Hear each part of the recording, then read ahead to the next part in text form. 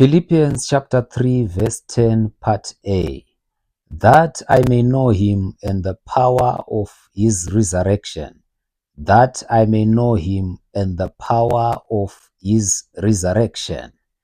Now, if we are to take a look at this whole chapter of Philippians chapter 3, we see that the Apostle Paul was actually a religious man before he met Jesus Christ, before he had an encounter with Jesus.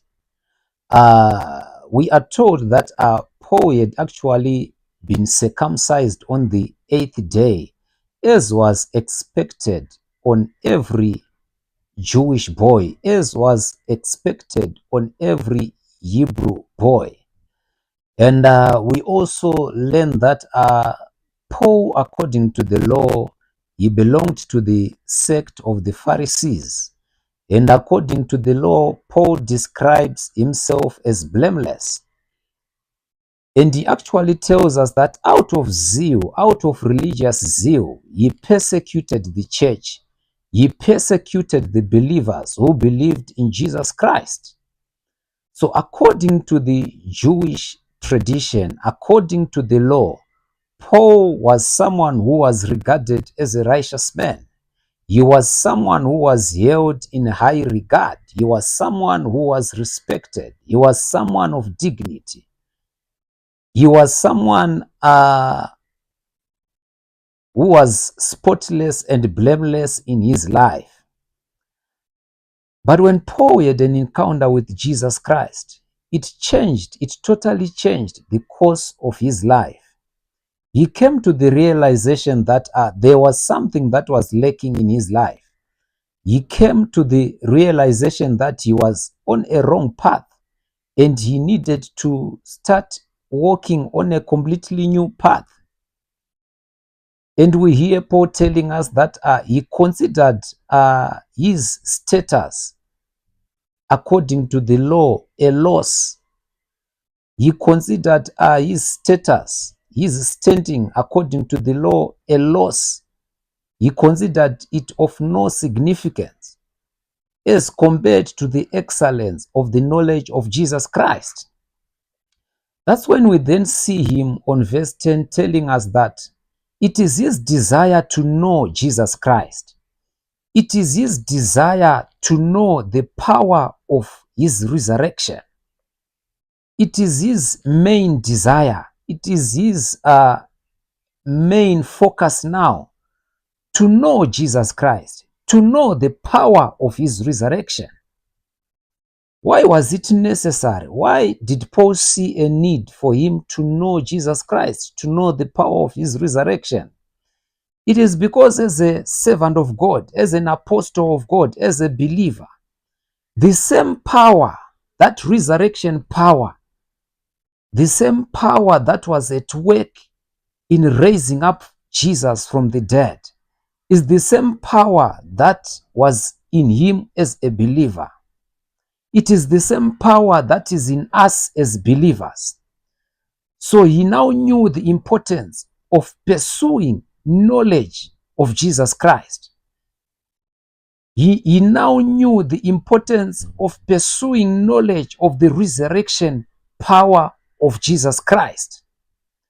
If we are to read the Bible, Ephesians chapter 1, we also see the Apostle Paul writing to the church that was at Ephesus, telling them that he is praying for them, that they may have a spirit of revelation in the knowledge of God.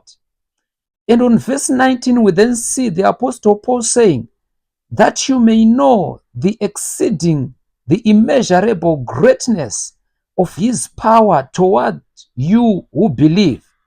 The same power that was exerted in raising up Jesus Christ from the dead. And now Jesus is sitting at the right hand of the Father. So Paul basically understood that the power that was exerted in raising up Jesus from the dead is the same power that is at work in our lives as believers. And as he describes it in Ephesians, he says the power, the exceeding greatness of his power. Other versions say the immeasurable greatness of his power, meaning to say this resurrection power is immeasurable. This resurrection power has no limit. This resurrection power has no ending. This resurrection power is infinite. This resurrection power is immeasurable. We can't put a measurement to it. We can't measure it in watts. We can't measure it in volts. It is immeasurable. There is no unit to measure the power that was exerted in rolling the stone away from the tomb of Jesus. It can't be compared. It can't be measured. The power that was exerted in raising up Jesus from the dead. And the Bible is saying it is the same power that is at work in our lives. It is the same power that is at work in the life of each and every believer. So verse 10 of Philippians chapter 3, that I may know him and the power of his resurrection. It is important as a believer to know the power of the resurrection of Jesus Christ, because it is the power that is at work in your life. Now, because this power is immeasurable, it implies we need to continue digging deeper. We need to continue searching deeper. We need to continue pursuing knowledge of this power that was exerted in raising up Jesus from the dead. As believers, we need to continue seeking revelation for us to understand this resurrection power deeper and better. Because if we don't understand this resurrection power, the devil will take advantage of us as believers. Hosea 4 verse 6 says, my people perish because of lack of knowledge. So if you do not know the power, the resurrection power of Jesus Christ, which is the same power that is at work in your life, the devil will destroy you. The devil will take advantage of you. Demons will destroy you. Demonic influences, demonic forces will have influence upon your life. You will live in fear of demons. You will live in fear of witchcraft if you do not understand the resurrection power of Jesus Christ. So it is important as a child of God to seek knowledge.